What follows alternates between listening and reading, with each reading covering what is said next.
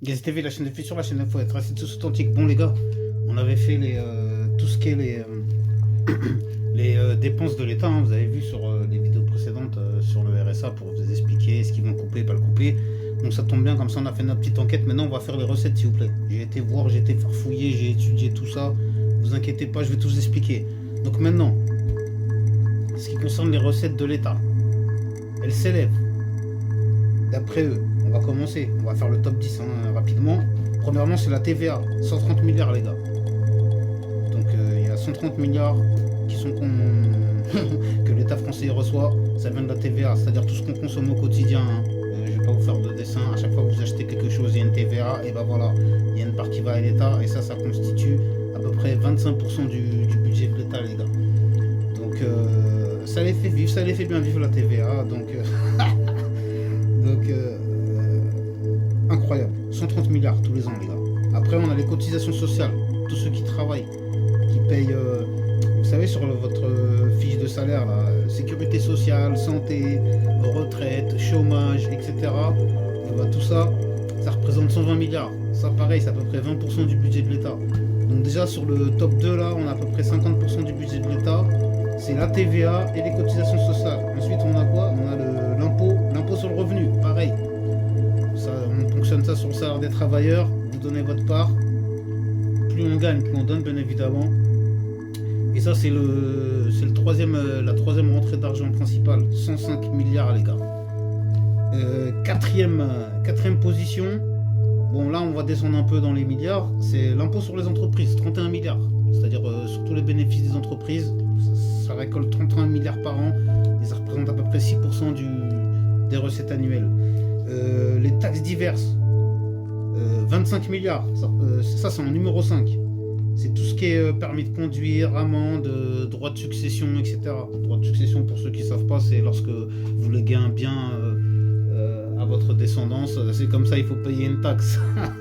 Et si les enfants ils n'ont pas de quoi payer la taxe, et ben, on saisit le bien, on le revend et on paye la taxe avec. Et puis les enfants, il n'y a plus de baraque finalement. Bref. Numéro 6, la taxe foncière, les gars. Les taxes locales, hein, numéro 6, c'est-à-dire la taxe foncière, c'est 18 milliards, 4%. Donc les propriétaires, c'est pareil, on les saigne. Passez à la caisse, taxe foncière, ça représente 18 milliards, 4% des recettes. C'est pas énorme, mais c'est pas mal quand même. Ensuite, en numéro 7, on a le tabac. Ouais, ça va étonner personne. Donc le tabac, ça rend grave des thunes. Ça rend 3%, c'est-à-dire 15 milliards par an dans les caisses de l'État grâce aux fumeurs. Ah là là là là là là. Ensuite, en numéro 8, pratiquement égalité avec le tabac, à peu près 15 milliards également. Devinez c'est quoi? Hop, je vous laisse 3 secondes. 1, 2, 3, c'est l'essence les gars. Eh oui, l'essence numéro 8. 15 milliards, à peu près 3% par an. Donc voilà, c'est pareil avec l'essence. Ça rentre du pognon. Hein. Bon, après c'est que 3%, mais c'est pas mal quand même. L'alcool, pareil, numéro 9. Hein. Pareil, on fume, on boit, on fait grave rentrer de l'argent à l'État. Parce que l'alcool, c'est 12 milliards, 2,5%. D'ailleurs, j'aurais dû les fusionner les deux là, mais bon, c'est pas grave, entre le tabac et l'alcool. Mais bon, j'ai fait la part des choses. Donc ça passe en numéro 9 l'alcool, les gars. 12 milliards, c'est-à-dire à peu près 2,5% de ce que l'État récolte chaque année. Et 10e position, on a les jeux de hasard, les gars, bien évidemment.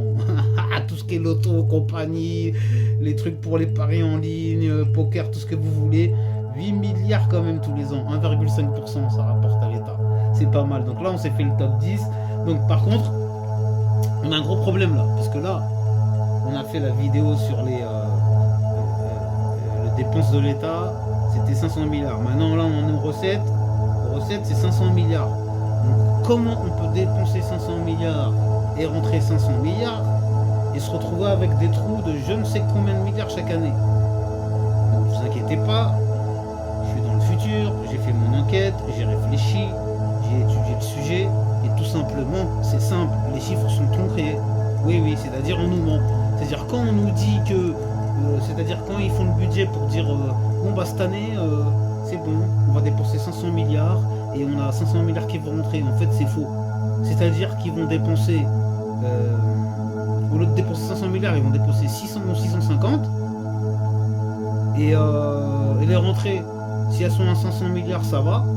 mais on sera toujours en perte de 150 milliards. Et s'il y a encore moins de rentrées que prévu, ça leur fera un trou supplémentaire. Donc en fait, pourquoi ils font ça? C'est tout simplement pour garder une certaine crédibilité auprès des banques et de tous ceux qui financent cette fameuse dette qui nous met dans la merde.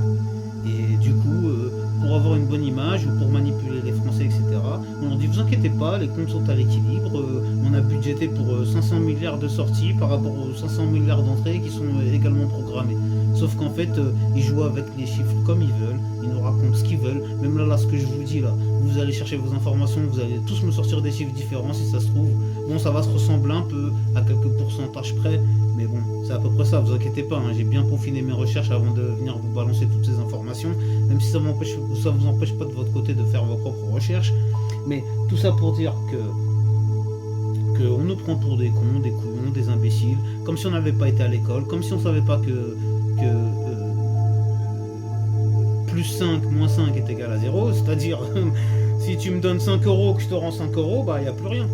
Mais pourquoi, dans ce cas-là, tous les ans, on doit des milliards et des milliards, donc ça veut dire qu'ils maquillent les chiffres, ils se foutent de nous, ils nous font croire que, oui, vous inquiétez pas. Et comme je te dis hier, les solutions sont claires, et c'est pour ça aussi, ceux qui sont un peu perdus, n'hésitez pas à voir mes 2 dernières vidéos précédentes, parce que ça, c'est la partie 3, mais j'ai fait les parties 1 et 2, et là, c'est la 3e et dernière partie, normalement, et il suffit d'aller voir, il y a un problème, c'est-à-dire, nous, sur les dépenses,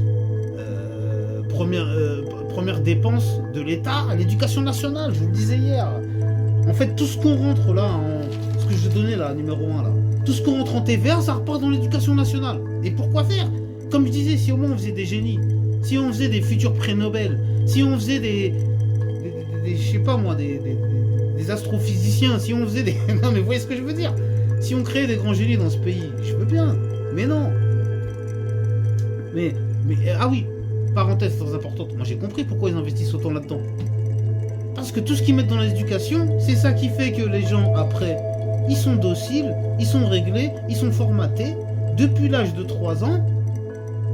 Ah, allez, matin, métro, boulot, dodo, je me repose, je vais travailler, j'ai mon petit week-end, mes petites vacances et je repars au... Donc ça, ils veulent que ça rentre dans notre cerveau dès 3 ans. En fait, dès qu'on a un petit peu...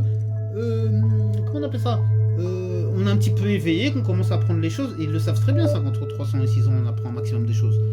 Et ils en profitent de ça pour justement nous formater et nous contrôler entre guillemets. Bon, je suis désolé, la vidéo va être trop longue, je vais être obligé de m'arrêter, obligé de pas de liker, partager, commenter. NGSTV, la chaîne du futur, la chaîne où il faut être. Restez tous authentiques, prenez bien soin de vous et de vos proches, que Dieu vous protège. Amin, amen, shalom, pas jaloux, à bientôt. NGSTV, la chaîne du futur, la chaîne où il faut être. Et voilà, on finira comme ça, c'est tout. Allez, n'oubliez pas de vous abonner, merci, à bientôt. NGSTV.